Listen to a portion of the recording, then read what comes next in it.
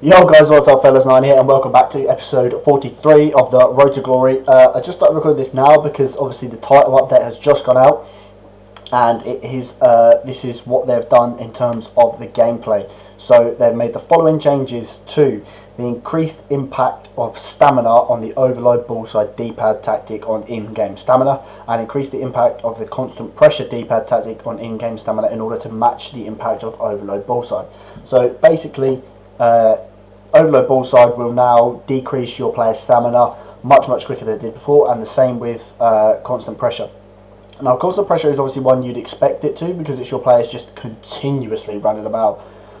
And overload bullseye needs to be addressed really. It's too easy for people that aren't that good at the game to beat people that are better than them just by using that tactic. It's a ridiculous tactic, and it makes the gameplay incredibly frustrating and not fun in any way, shape or form. So it's good that they've addressed that. And then there's a few more things they've added. You know, the Copa Libertadores is now here and a few foot items. But the main thing about today's video is a trading method that I have recently done and made some good coins from. So I got this method from Run the Foot Market. He done it. I don't know how much he's done it. I've only seen him do it once. He done it on one of his streams, and he told us about it on there. Now, it's basically about watching real life games and seeing who scores. So he done it with Bruno Fernandes. So I'll go to Footbin now, and I'll show you what I mean. So let's have a look at Bruno Fernandes. So Bruno Fernandes is in form. Let's have a look. I don't know if I can see the graph properly. Oh, there it is. So yeah, it must have been. Oh, I don't know if I can go any further back on the graph. That's a little bit annoying, but yeah, basically. So he jumped up in price. So he was about like 350k, and when he scored, I think it was against Bruges, he was playing really well, scored a couple of goals, he rose a lot. Now I can show you, or tell you, with Sar.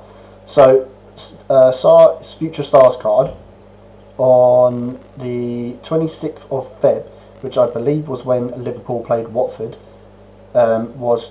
Oh no, 28th it should be. 28th was 262k. He then went up that night to 290k because he scored 2 good goals and got an assist against Liverpool. So everyone went out and bought that card because they thought, wow, what a player. He's pretty much like beating Liverpool by himself, scoring 2 good goals, getting an assist as well. Like, he's done the unthinkable. He's beaten Liverpool, stopped them getting an unbeaten season. Everyone's like, oh wow, go and buy him. Same with Bruno Fernandes. You know, people that were Man United fans or just Portugal fans or just watching that game were like, "Oh, look at this player, he's playing really well," and they went out and brought him. So I put this to the test. And when Real Madrid were playing Barcelona, I was watching the game and I thought, right, whoever scores, if they've got like, I don't need to do this with special cards. If they've got a special card, I'll go and buy him. So bang, Vinicius Junior scored. So as you can see here, not found for some reason, but you'll see the prices of these. I sold that one for 500k. I sold that one for 445, 450 and 449. Now, the maximum I paid for these was 420, and I took a screenshot and I will put it up on the screen now. If I've worked out how to do it, then it should be up on the screen now. If I haven't, then you're looking at nothing. But yeah, I literally paid about 420k. By the time the game was over, I literally went and brought like 4 or 5 of these cards. I went bang, I just brought all of them on the market for whatever the cheapest price I could get. Before the game had even finished, he was 500k. Now, if I work that out on the tax calculator on Footbin, so I made about 55k. I made 55k in about 15 minutes, literally on one card, just by flipping it like that. Brought it for 420.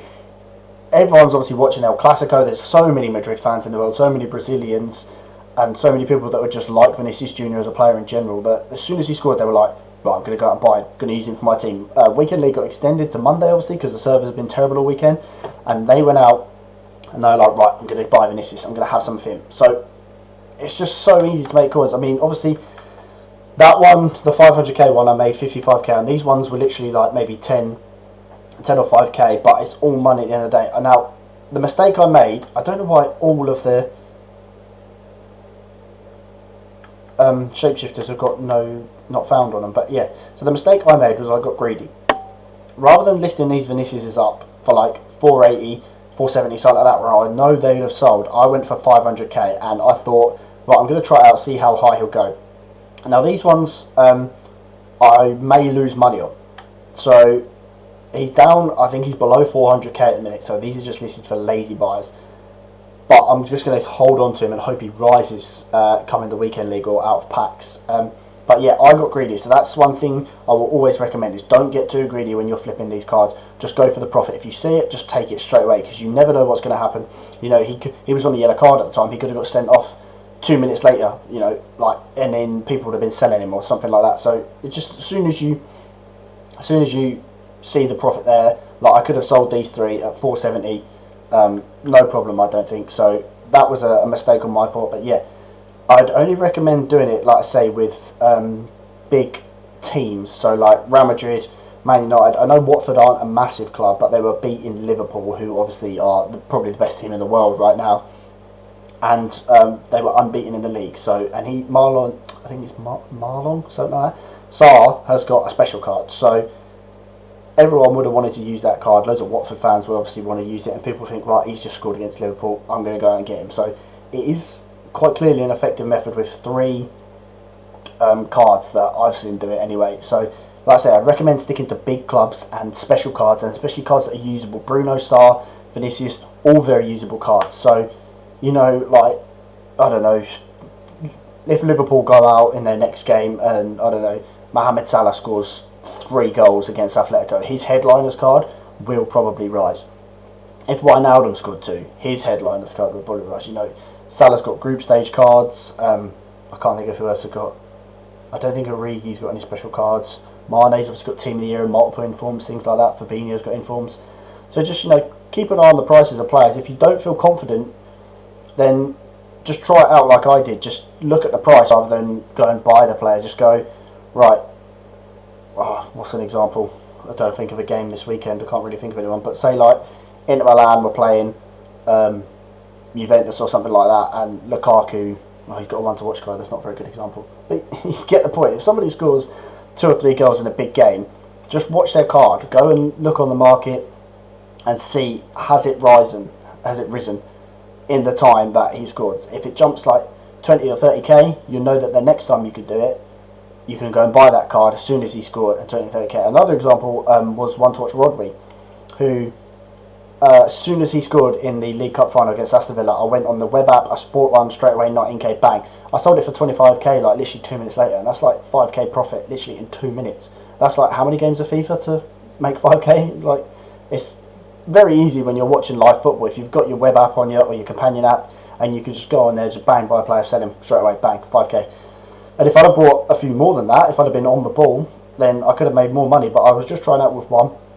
But yeah, I think it's definitely an effective method, and a method that I'm not sure that many people know about, because I don't know that people know about it. I don't see much talk about this. I don't see many people doing it. So, you know, it could be a very effective method, and it has been an effective method for me in these 3 cards, and one that I'll look to do definitely more, but I will take the profit when it's there rather than get greedy this time.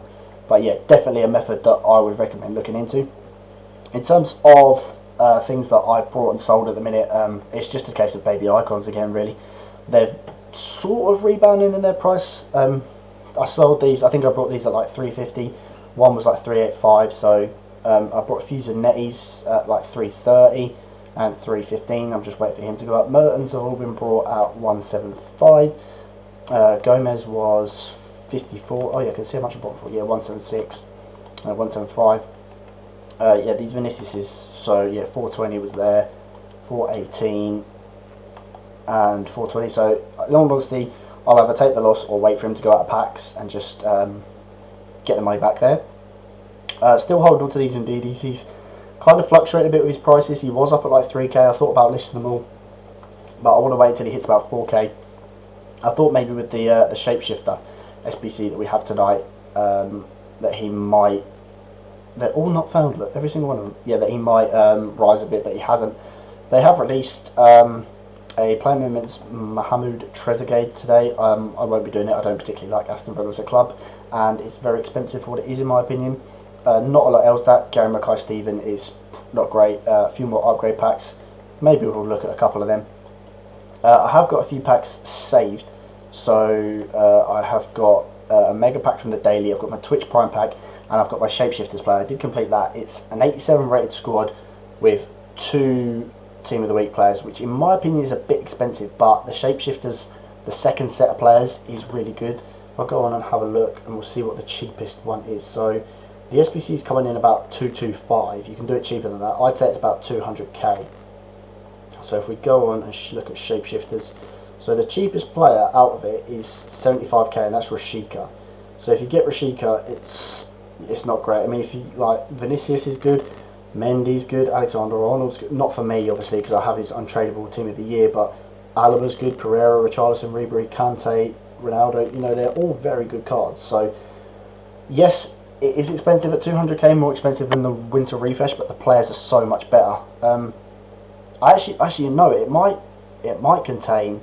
No, it does. It contains the first set as well, so I was wrong there.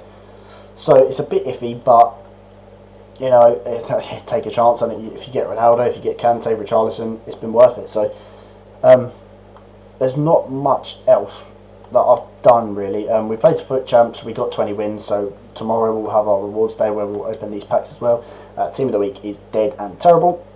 But yeah, I will be back tomorrow with the rewards video. So drop a like if you did enjoy today's video, and if you want to see more content, subscribe to the channel. If you have any questions about the trading method, do drop them down in the comments below and I will answer them. But yeah, until the next one, I'm out of here.